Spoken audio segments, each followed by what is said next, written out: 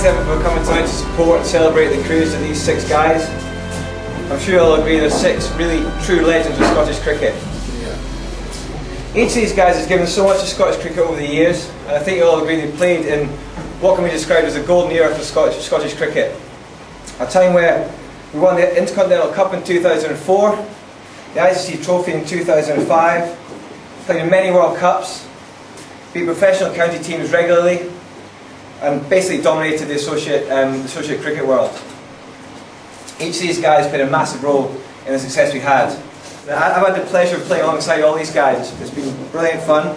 And basically what's going to happen tonight, I'm going to say a few words about each of them individually, at which point they're going to come up and just accept a little memento and thank you from Bob and Keith just for their work for Scottish cricket over the years.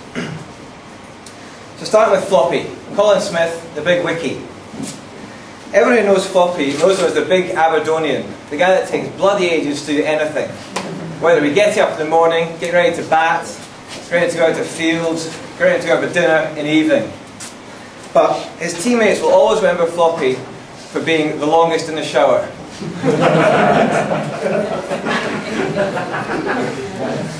This coupled with his dry sense of humour means that Floppy had a huge part. Sorry, I meant played a huge part in keeping the boys entertained. That's Karen. Anyway, in preparing these words I'm saying tonight, I spoke to Leachy just to get a few fascinating facts about Floppy to start with. He's had 23 ducks for Scotland,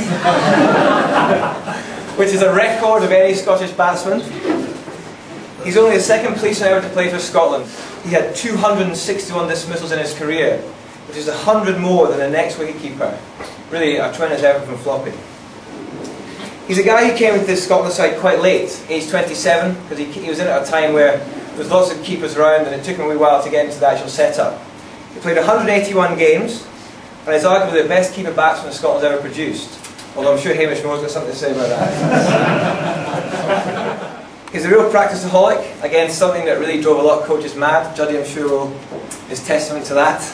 He never felt he was ready to go unless he'd faced 1,000 balls in the nets beforehand. He played many great innings for Scotland. He dominated the 2001 ICC Trophy and made team of the tournament, which is a great feat, and unfortunately Scotland didn't qualify for the World Cup in that tournament, but Floppy certainly stood out and did a great job there. But I think his most memorable innings was in St Kitts, in the World Cup, the biggest stage, against Australia, the world champions. 50 years old. Well. Yes, just a nod from Steve Buckner.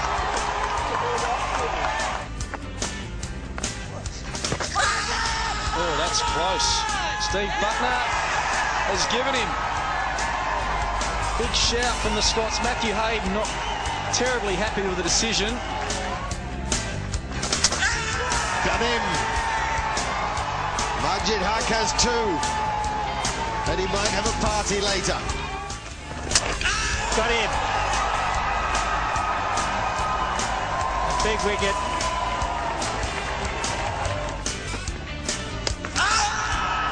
There's an ask, and there's going to be a referral.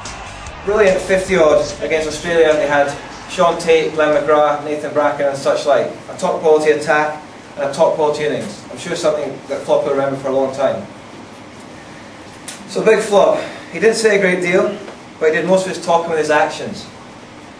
He just quietly got on with his job, played to his strengths, and gave so much for Scottish cricket. A true legend. Ladies and gentlemen, Colin Smith.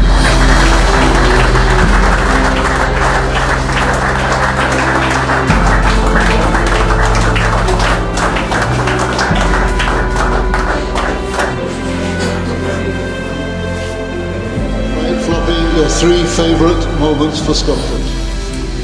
10 years, a long time, a lot of highlights. How do you narrow them down? First one, I think it would have to be 2003, and when we beat Lancashire down at Old Trafford.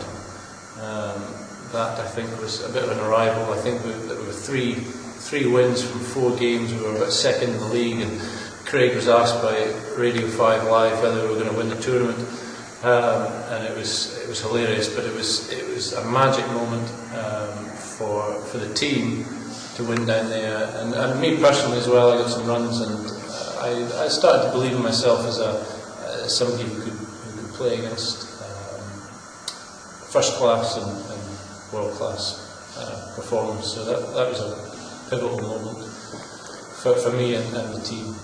Second one would be actually the whole experience in Abu Dhabi and Dubai in 2004 when we won the I Cup for the first time. That team was just, we've been building for a few years, and over that 2004 2007 we were probably the leading team in the associates. So to win the I Cup in that semi-final against Kenya, just blow them away, and Canada equally. I didn't do that much, I didn't do anything I think in the final, but we were just such a strong side that it was just a fantastic experience.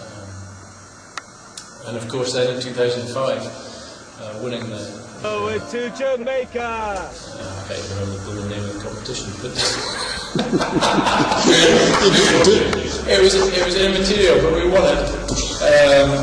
And I did nothing in the final. I parachuted in from doing police and stuff, and I did nothing. The team was, as I said, we were easily the strongest team of associates at that time. We could have won it probably with our hands behind our backs because of the level of people we had. And it was just wonderful, the singing the Flower of Scotland in that changing room. I've still got it on my phone, and it'll live with me forever.